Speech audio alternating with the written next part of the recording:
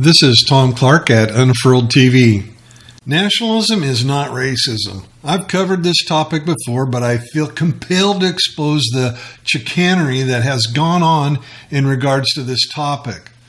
There are a lot of commentators out there that are basically in favor of a nation taking care of its own people first, and yet these people shun away from the term nationalist as if they don't have a nationalist ideology. Specifically, just to give you an example, I'm thinking about a YouTuber called Anomaly. He's young, he's thinking about his community, his nation, the population of his nation, the culture of his nation, but for some reason he thinks nationalism is a dirty word. Well, it's not.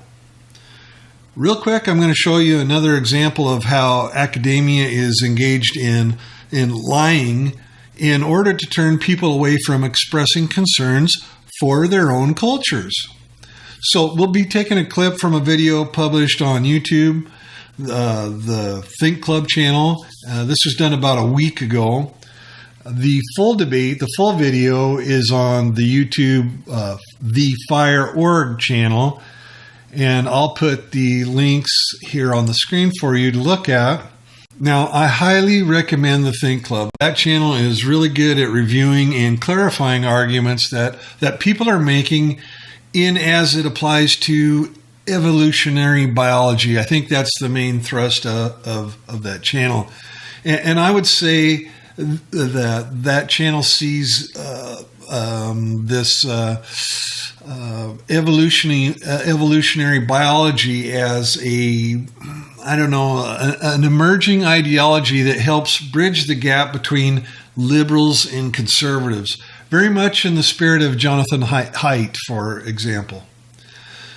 Anyway, this is from a debate as to whether or not there is free speech crisis on college campuses. On one side, you have in the affirmative Andrew Sullivan and Jonathan Haidt himself, and on the other side, you have Susan Nossel and the so-called, quote, man of the hour, Jeffrey Sachs, a lecturer of political science and history at Acadia University. I think that's in Canada. And the tweet that has been scrolling on your screen there, that's basically Jeffrey Sachs' position on this issue. Now, I'm not questioning the data or the position on that issue. I'm not really questioning Jeffrey Sachs' position per se on that. I think Andrew Sullivan and Jonathan Haidt really drive home how conservatives have been driven into silence on campuses. That's my opinion, but watch both videos and see what you think. The thing that I want to expose is the out and out lying, and here's the clip where it happens. Polarization. We've always had, some degree of self-censorship around controversial topics. No, something different has changed within the ideology. You know it, and I know it. Milo Yiannopoulos and two lesser luminaries in the alt-right firmament, what are their names? Feckles or something like that, and Sargon. Thank you. Why do you know that? Fleckus and Sargon of Akkad, right? We're talking get him out of here. The real dregs. Get him out of here. Get him out. Guy. We're going to purge you from the institution. These are the dregs of the alt-right. I'm just going to say it right now, okay? And all three of them came to Cal Poly St. Episcopal about a week and a half ago, and I was dreading this because the last thing I wanted to do was walk into this debate tonight with a fresh headline about campus SJW snowflakes shouting down Milo. It would be a disaster for me, okay?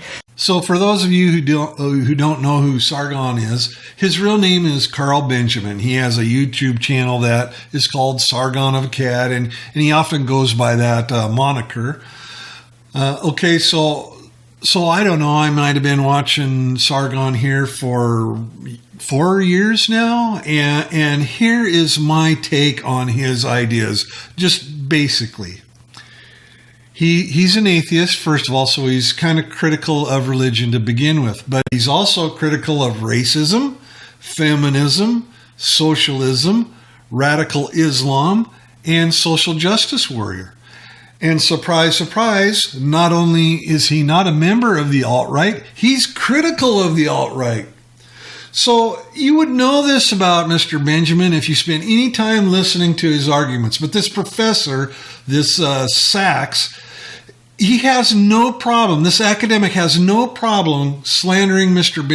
Benjamin without knowing a damn thing about him or his positions. And that's not what academics are supposed to do. Academics are supposed to do their goddamn research. Pardon my French. But Sargon enjoys culture. He enjoys all sorts of cultures, in fact, traveling, all of that, etc. He's proud to be British and thinks that British culture is worth preserving. Surprise! So, I mean, he's British, so he thinks being British is worth something. He's basically a nationalist. And that's why he's attacked. That's why he's painted as the alt-right.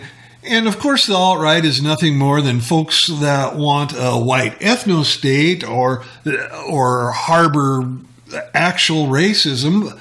But Mr. Benjamin has argued against this. He's argued against a so-called white Britain.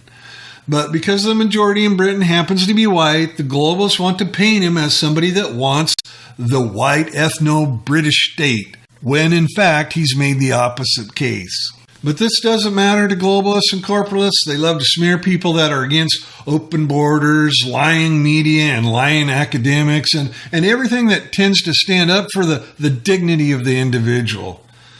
So anyway, this Jeffrey Sachs and those of his ilk are not honest academics.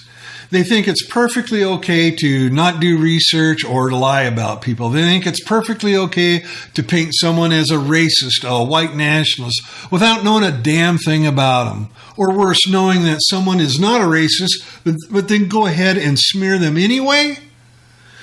It's guilt by an irrational association at best. And that's exactly how nationalism has turned into a dirty word. What you see playing out here is that smear tactic against the people that that happen to like their culture and seek to preserve it.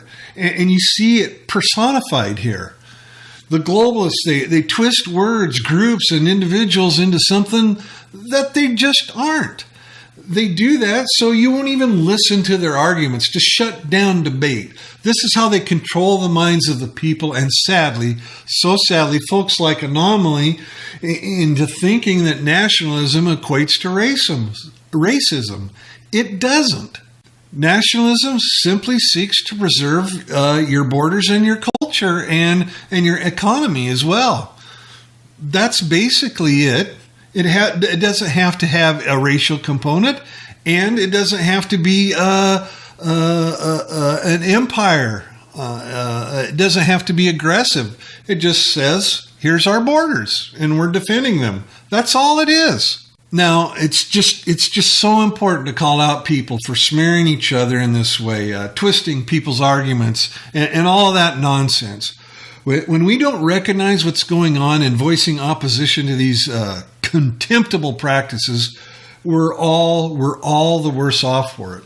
So whether you are a conservative or a liberal, this corruption of academia, the media and politics, this twisting and turning of things into shapes that they don't belong in, that they don't ascribe to, we have to, with our voice and our votes, drive a stake through the heart of these gall-dinged smear lords.